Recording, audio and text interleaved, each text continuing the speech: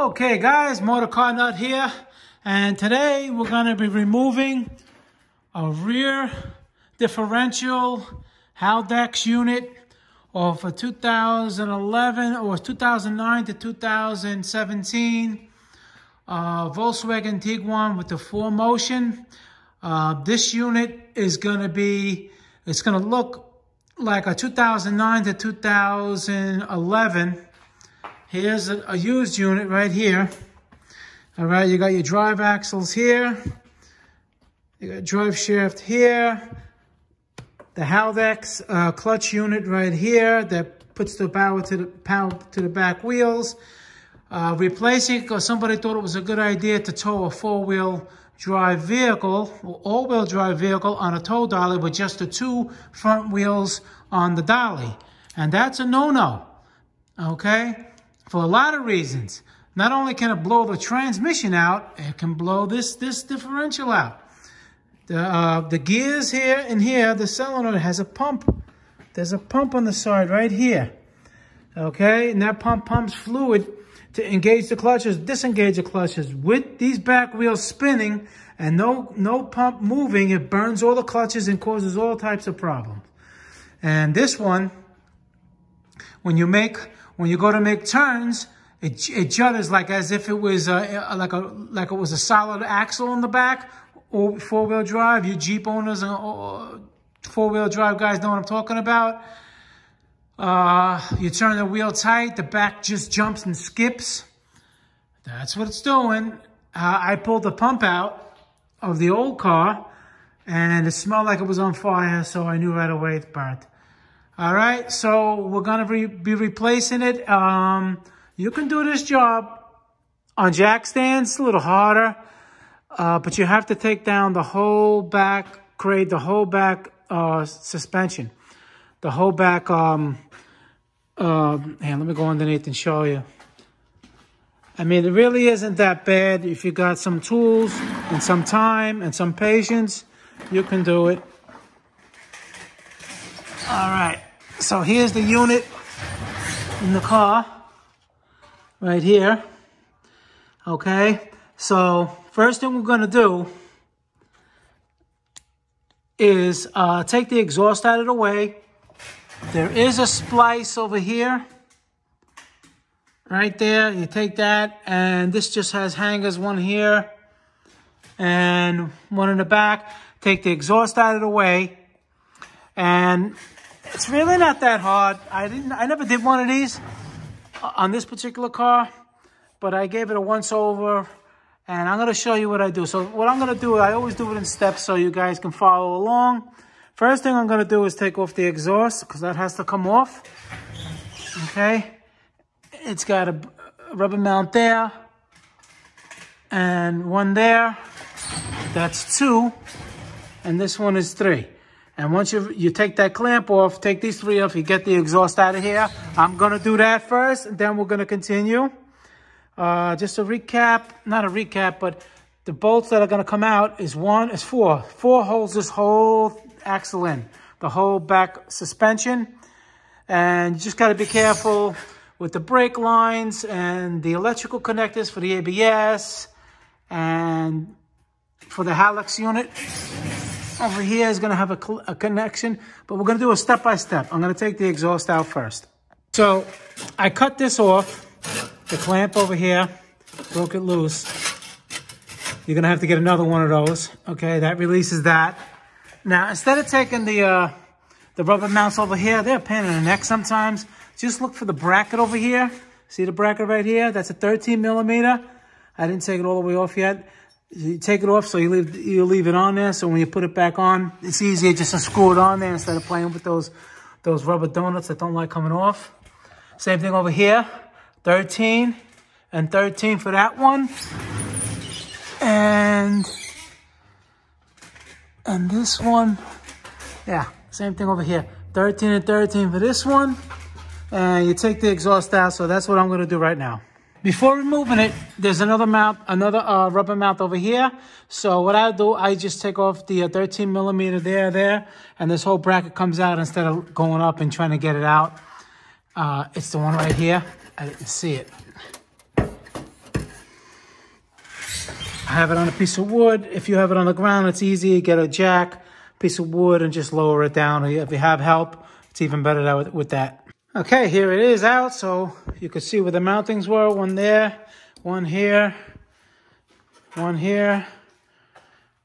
and this one. All right, so the next thing I'm gonna do is remove the shock from here and just leave it in the car, because we're just gonna drop it down. This can stay in the car, and it's easy when you're lifting it back up just to put the bolt back in. All right, on both sides, I'm gonna take the bolts off of here. And then under here, you see you have a connector here. Take the connector off here and all the tabs to the back over there, because this arm, let's see it. This arm is going to come out by those 4 bolts. One there. Oh, I can't see it on this side. Okay, one here, there's one here, and one here, and the whole arm just comes out of that pocket. Same thing on the other side. So what I'm going to do right now, like I just said, I'm going to take off the shocks. I'm going to take off these wires on both sides, and then continue from there. And I just wanted to mention, when you get the whole subframe out, you're going to have to get a special tool. Like this one is a 14. It's a 14, they call it a triple square. It's basically a 14 spline drive that'll go in here. I actually had to get it. I bought this on Amazon for like $8 because I have some of them, but I just didn't have one big enough. So you have to get one. This is a 14 millimeter, okay? And it fits in there nice and tight. You make sure you clean it all out, because you don't want to strip the heads of these bolts, all right? That was just a little note right there. So instead of taking them off from here, because the spring is going to hit, can't get a socket in there, just up here, it's got 2 bolts. I got to figure out what those are. Those look like they're 16, 17 maybe.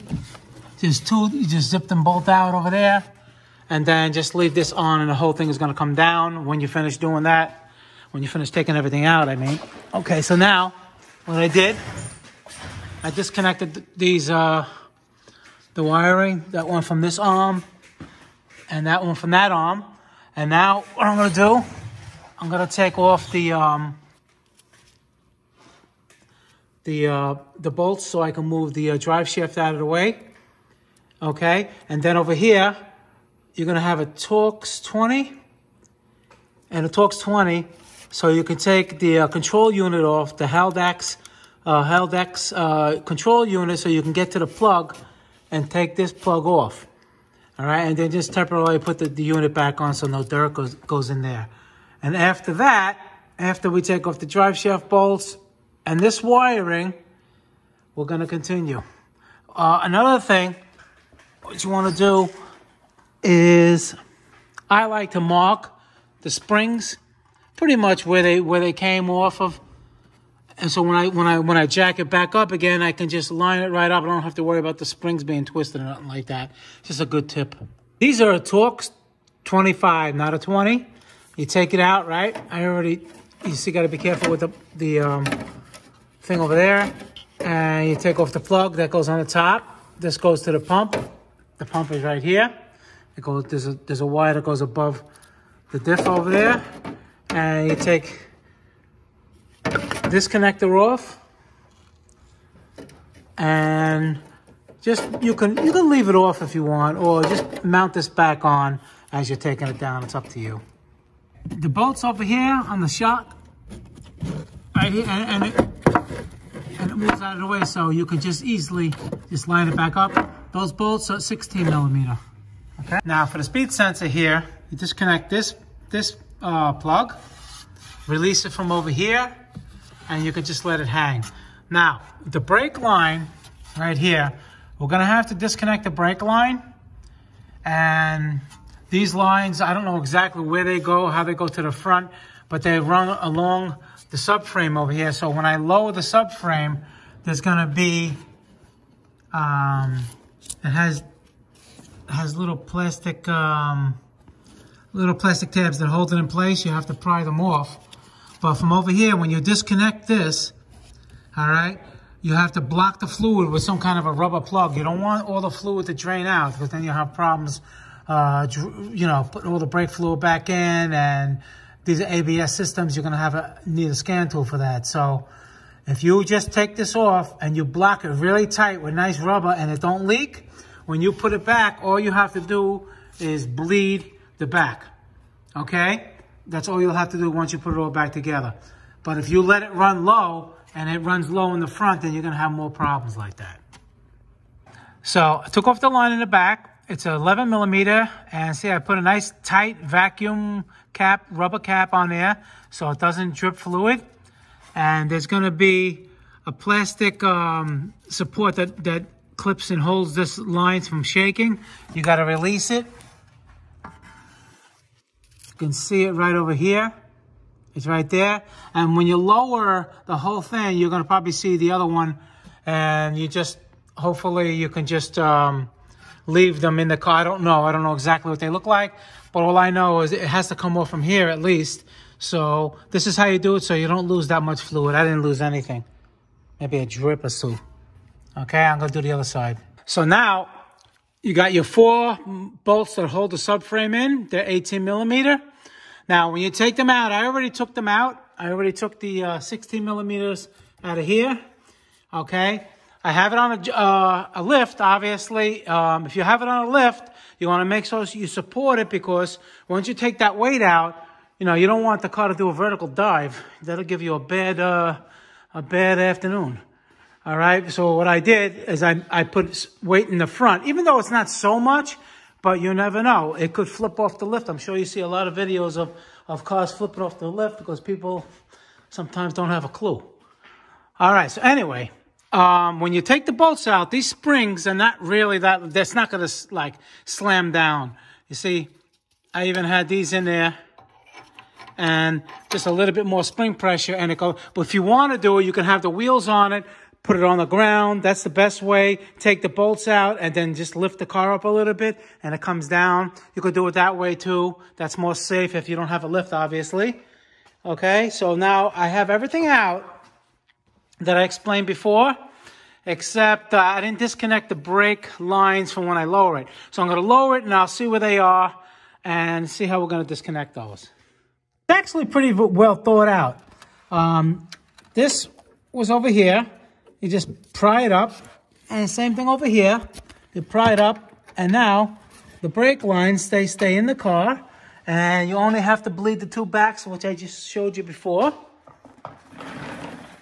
Okay, here's the brake lines, and they stay in the car, which is great. It's really, you know, they thought after. This is very thought after. In other words, they thought about, you know, you're just dropping it easy. Sometimes it's a lot more involved.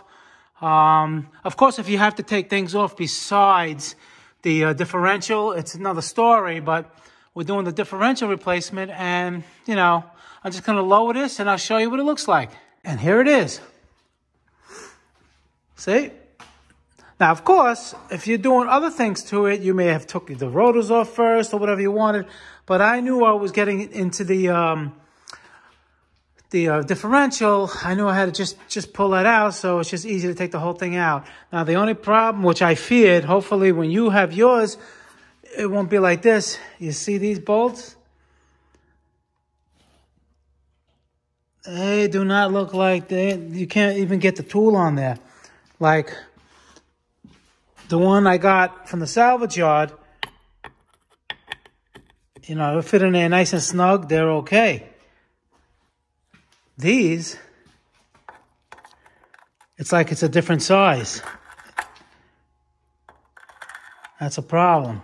So I may have to weld some kind of a nut on here, and hopefully it'll break loose that way. Even if I don't even know if this will take, it's so bad that rust probably won't even hold. I don't know. I got to see. Hopefully you don't run into that problem, because let's say these bolts are okay. You just zip them out, 1, 2, and this one from the bottom. Put it on the floor, you take that unit out, you put the new unit in. But now, I got to play around with this. I'll tell you what I'm going to do. What I end up doing is welding a nut on top a nice thick nut, 18mm nut on both of them, and I got them loose. So hopefully you don't have to do that, you know, because a lot of people have a welding machine. So what I'm going to do is I'm going to hook it up to a crane so I can just slide it out, and I'll show you what to do next. Okay, so now you're going to take off the axles. There's a spline drive, and they're going to need an 8mm, either the triple square or spline drive to get them out. Look, I didn't take this side out yet. Okay, and then you're going to have to like tap it with a hammer to break it loose, but it clears. See, it'll clear nice, so you can slide the diff out. Boy, that thing smells burnt. And just make sure you get the little vent tubes over here that go in the chassis. Just unplug them, and that's it. It slides right out. Even with the axles in, it doesn't matter. I mean, when they're bolted to the outsides, it's fine. There's enough room to slide it out. And just put the new one back in. I'm going to put the new one back in, and I'll show you what it looks like. So it's installed, getting ready to go back in the car. All right. Just make sure you get your axle bolts. You don't forget those. The vent tubes, like I said before. Make sure everything's nice and tight. And again, you just want to be careful with these bolts to get them out. You don't get them out, you're going to have a bad day. You know what I mean? Or if you strip them and break them, you're going to have to, you know, you don't want to go that route. So just be careful. You lube them up good. You can heat them up a little bit maybe, especially if you're replacing the differential. Other than that, it's ready to go back in. I'm just going to do a little bit more work to it. This one's sitting around. It's got a lot of rust on it. I'm going to, you know, resurface the rotors and stuff. But it's ready to drop in. It's very easy to put it back. You take it out the same exact way. You lift it up little by little. You know, you make sure that the springs go in their pockets up there. And you just make sure these are not in the way as you're jacking it up in there. And what else? And once you get your bolts, your 4 bolts, you screw them in by hand, nice. Make sure everything's lined up before you tighten it down. You put your brake lines back. You're going to have to bleed the back brakes, like I said. Make sure you fill up the master cylinder all the way up. And you can either do a gravity feed. Now, what does that mean? Is they just crack the bleed. You crack the bleeds right here, and just take it. You can even take the bleed all the way out until it starts dripping, a nice constant drip. Give it like around 10 minutes, but make sure the reservoir in the master cylinder does not go below the low mark. Okay, make sure that on both sides you tighten them up. Your brakes should be good. You pump them. Make sure you got brakes before you drive the car. And what else? You hook up the drive shaft. And whatever else you did in the removal procedure, that's all. You reinstall. These things go right in their pockets. You know, it's a pretty easy job if you take your time. All right, guys. MotorCarNut, please subscribe. Hit that like button. Any questions, leave them below pertaining to the video, and I answer all my questions and try to get you guys back on the road. I really appreciate all the support so far on my channel. All right, guys. Thank you. Bye.